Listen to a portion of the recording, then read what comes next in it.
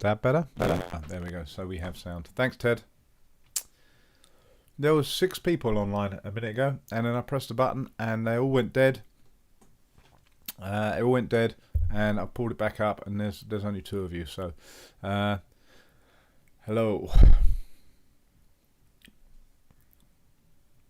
Okay, so there's 2 of you. So let's start. There was 6, but now there's 2, and I can't find where the other 6 went because the live stream I was doing just disappeared.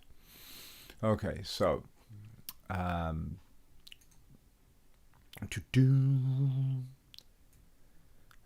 so let's have a look. I've just realised I can change the thumbnail on the on this.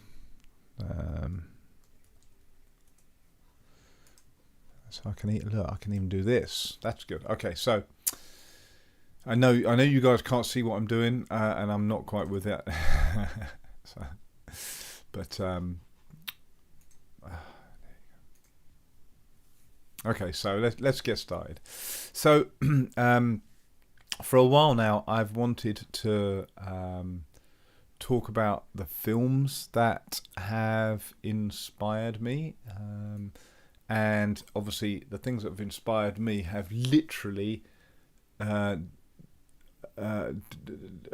what's the word? They've literally. I'm going to start again.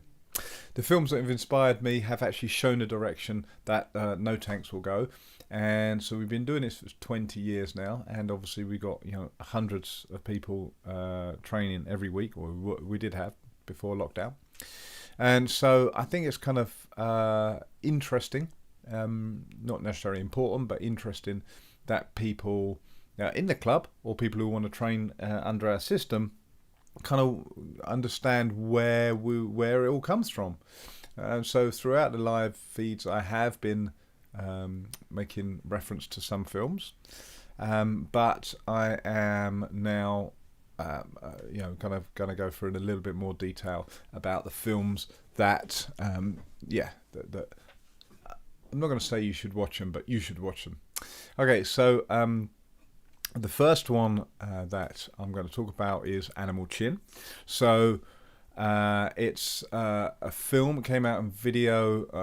Oh wow, the picture I've got there is a DVD. Oh my gosh, it certainly didn't come out on DVD. It was came out in 1987, and it was a skateboarding video made by the company Powell and Peralta, and it was revolutionary at the time because it was the second wave of skateboarding, and they got these guys together. So Tony Hawk, Lance Mountain, Steve Caballero, Mike McGill, and I can't remember the last guy.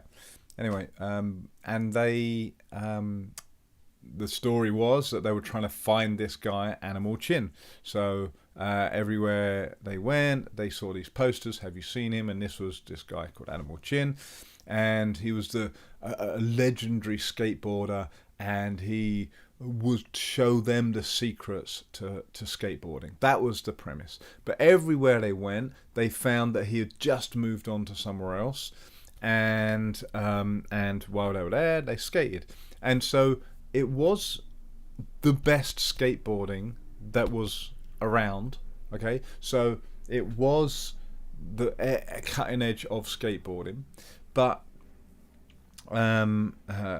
Stacy Peralta, the guy who owned Powell and Peralta, who directed it and filmed it, etc., who put the film together, he wanted to make a kind of a film that had a storyline that just happened to contain the best skateboarding of the time. So he got his skaters together, and anybody who's been in the extreme sports realm will know Tony Hawk. So, and at the time he was a kid, late teens, and his mates and the other guys on the team, and he got these skaters together, and they went around in California, and skated these things and allegedly looked for this animal chin. But the end result was that they realised that whether you find animal chin or not, it was the journey that's the important bit. It was the fact that they actually found him by looking for him, and that really resonated with me. So I was like 16 or something, and to see this concept played out in a really, I mean, it's a really bad film. I told you guys to watch it, on week 2, and Ian wrote to me, messaged me afterwards and said, "I'm not getting those 2 hours of my life back." I mean, it's not a good film, and the skating is way out of date. It was at the beginning of the second wave of skateboarding, so the skating wasn't fantastic, apart from Rodney Mullen, who did a little slot in there. It was just incredible, but yeah, that's different. That's like nitpicking in geeking out. But it touched me and made me realise that actually, yeah, it's not about finding the secret to freediving or skateboarding or jiu-jitsu or whatever you do. It's the fact that you try and try. Yeah. And this sentiment, it's not about the numbers that we have. It comes exactly from this film, that you look, you go out there and you try and find stuff and have a journey, and at the end you have a story to tell. And that's why this film actually is a film, rather than the other skating films that came out at the time. They were just this bloke skating, this bloke skating, this bloke skating, this bloke skating, and whereas this actually had something to it, because it was a journey. Anyway, I digress slightly. At the end, they found this ramp in the middle of the desert, and they skated it. And if anybody's into skateboarding, they'll know that this is the famous shot of the four of them. Tommy Guerrero, that was the last guy, the street skater. So he's not actually in this picture here, of Lance, Steve Caballero, Tony Hawk, Mike McGill, and they did this quadruple hand plant, which is famous in the world of skateboarding. And weirdly enough, they recreated it 3 years ago on the 30th anniversary of this film. So all the guys were in their 40s, and they did exactly the same photo again.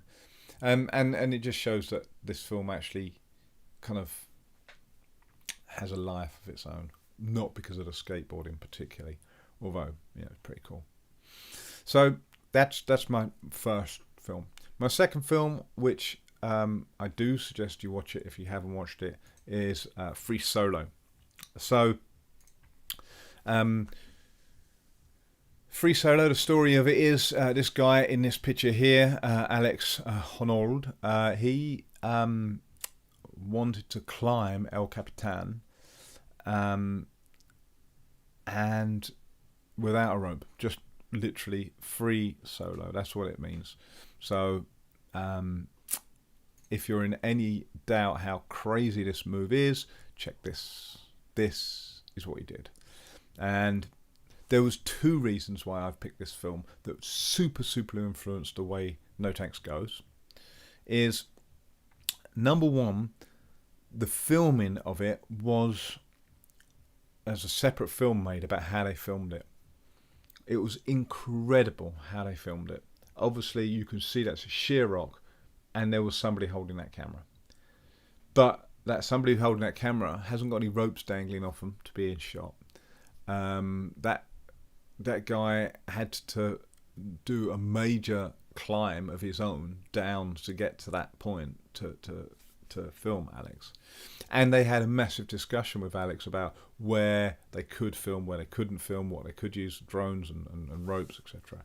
Because they didn't want to put him off. He knew he was being filmed, but they didn't want him to, have that as any sort of reason to carry on or any reason to stop.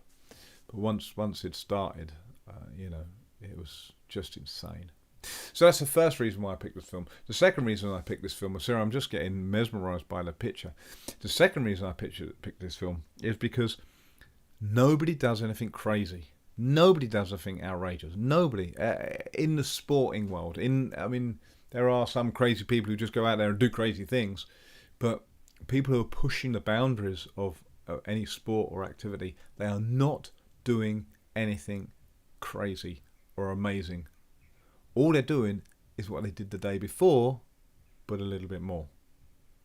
So if you speak to Alex or you see the film, you can see that, well, I've done that and I've done that and I've done that. So obviously I was going to do that. Why wouldn't I? It's like literally a progression.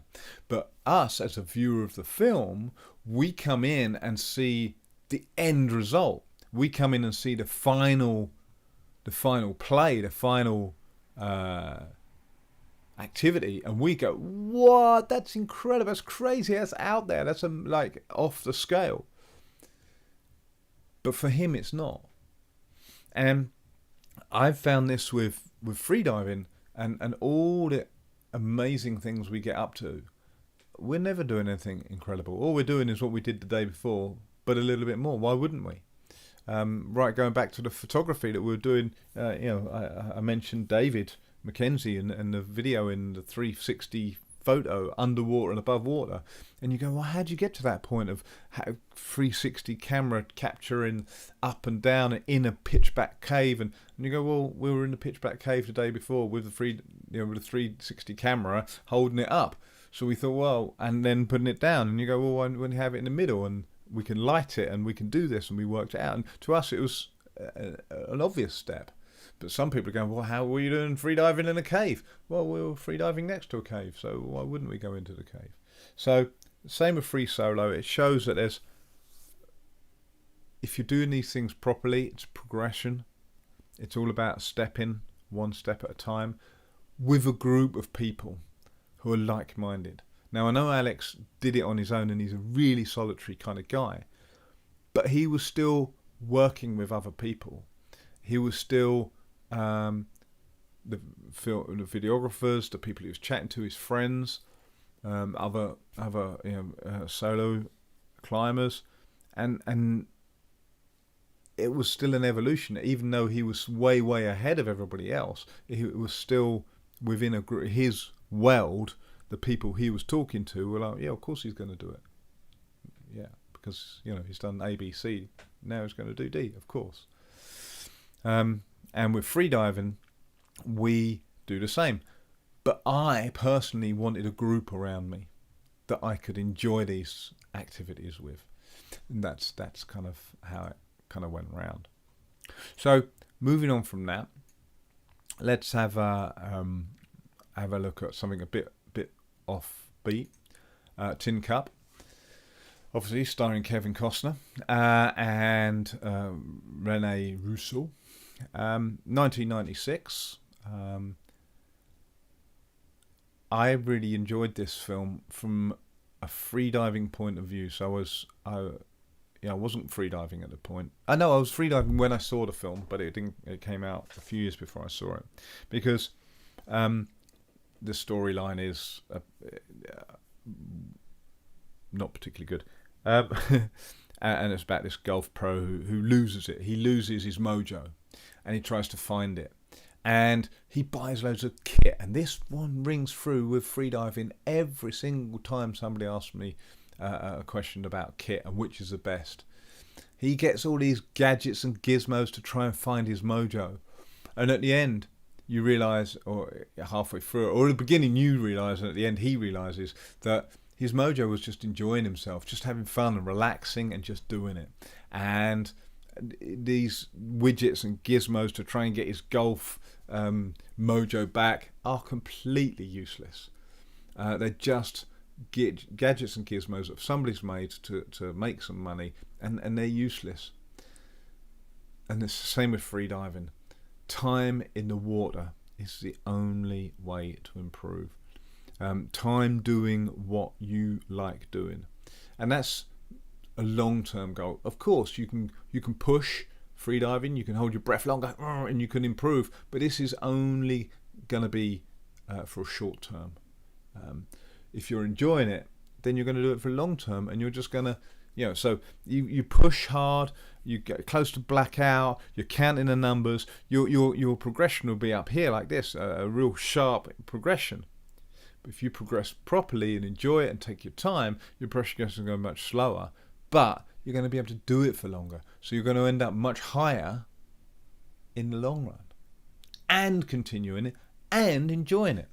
So, if you do speak to people who are number orientated, I did 3 minutes, I did 4 minutes, I did 6 minutes, I did 8 minutes last night, and that's it. That's the end of the conversation, because it was painful and hard. So you can't say, oh, how did it feel? And the day before was painful and hard, so you can't say, oh, cool, what'd you do to get there? Oh, I did the day before, I pushed hard and nearly blacked out again. All right, okay, well, there's no more information in there. So the secret to progression is doing it, the enjoyable things, and, not pushing for those numbers. It's obvious. Watch Tin Cup and you'll see.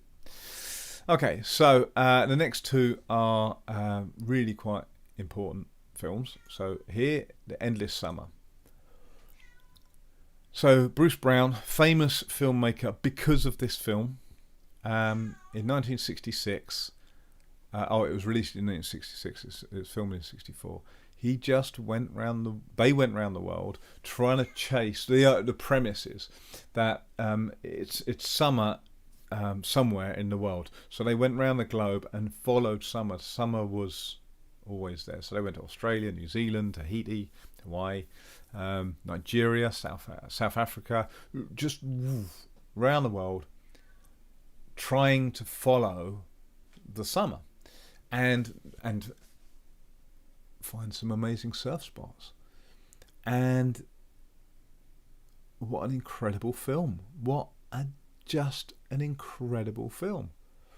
And the surfing is, I presume it's good. I presume it was good in 1964, and I presume it's good now, but I don't know. I just enjoyed the film.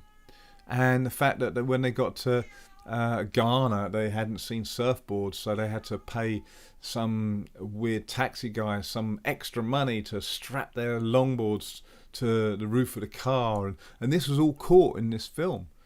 And in the days we live today, where a GoPro is, there's a GoPro here earlier. Look, that's a GoPro. There you go.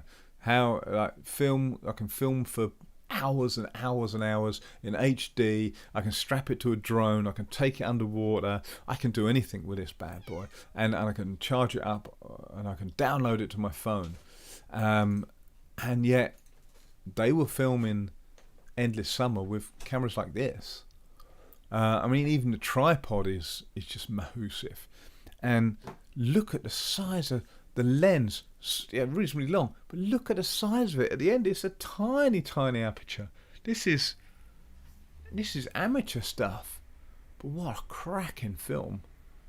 And I don't know anything about the camera he was using in specifics, but he had 3 minutes of film. Hey, maybe he had 10 minutes of film. That's it, and then he had to change the film. And they managed to get this cracking film that grossed millions around the world, and is still today recognised as the surfing film. And what is it? It's a couple of guys, Mike and Rob, just having fun, checking out surf spots that had never been surfed before, following reports of the local people saying, the waves really hit they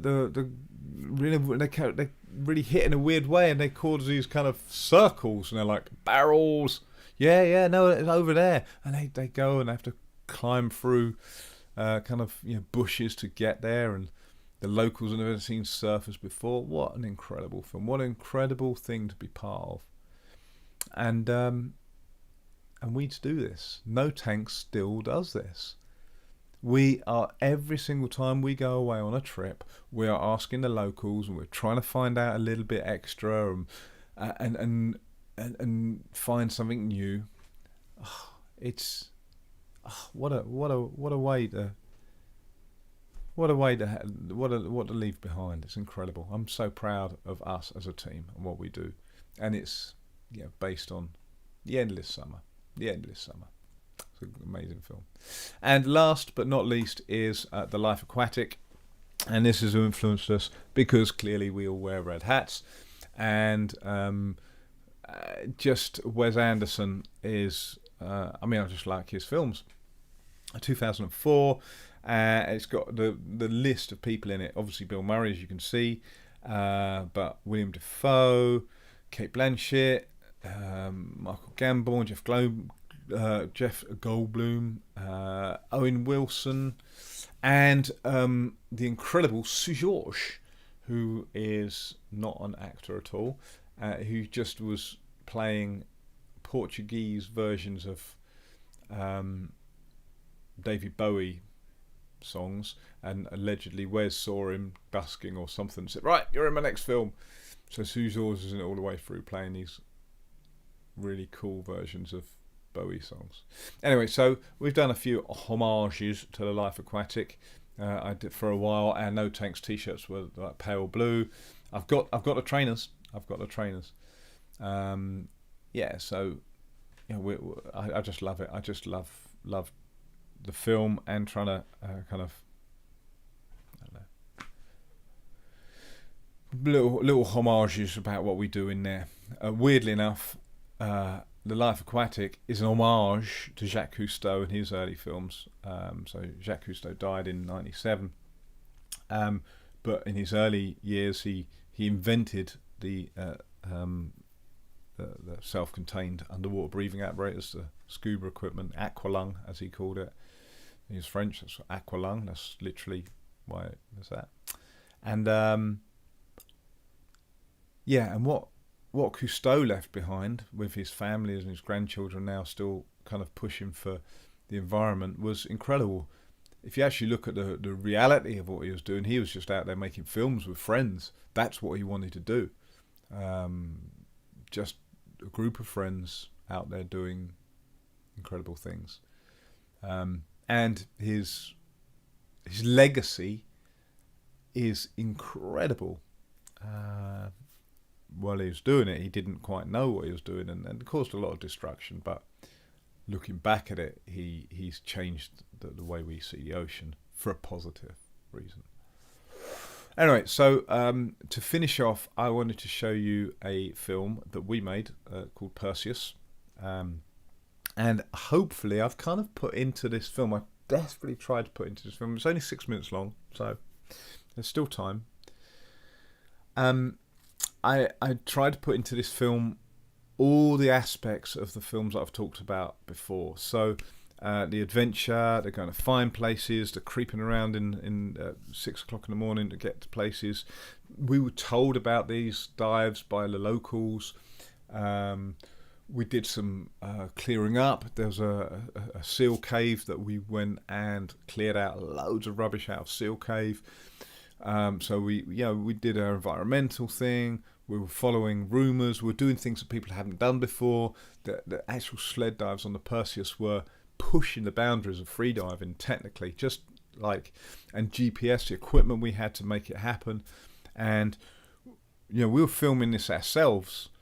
So it's it was us doing it, no outside influence on the filming. It's not the greatest film, but I'm super proud of it, and I'm super proud of everybody who helped make it happen. And we're going back in September, and we'd like somebody to visit. Operation Perseus, t-shirt.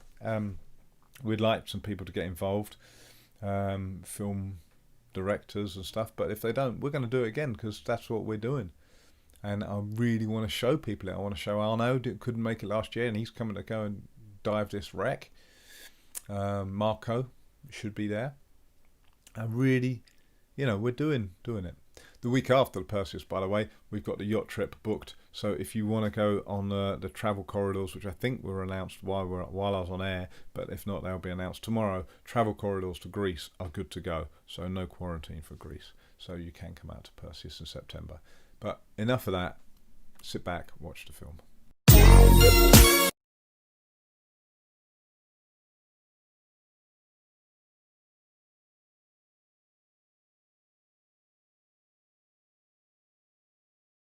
Okay, that failed, didn't it?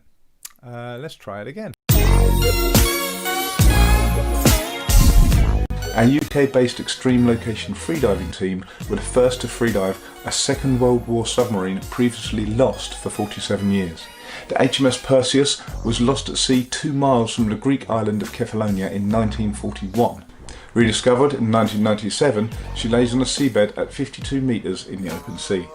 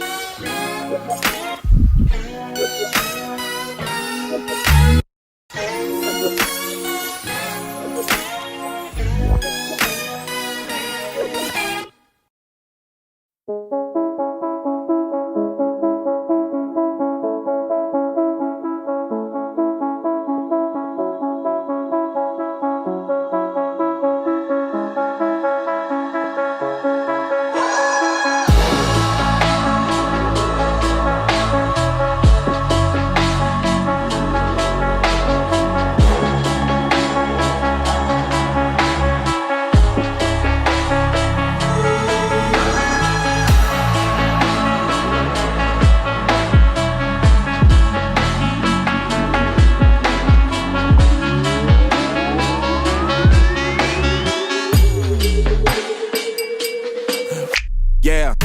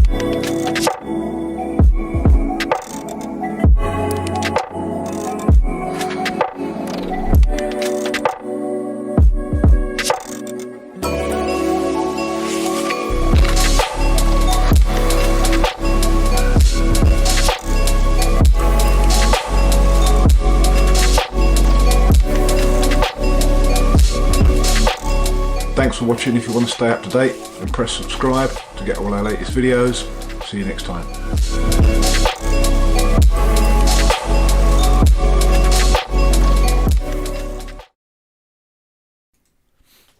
There you go. So I hope you enjoyed that, and hopefully I got in there's 5 films, so the feel of those 5 films, the reasons why I suggest those 5 films into that one film.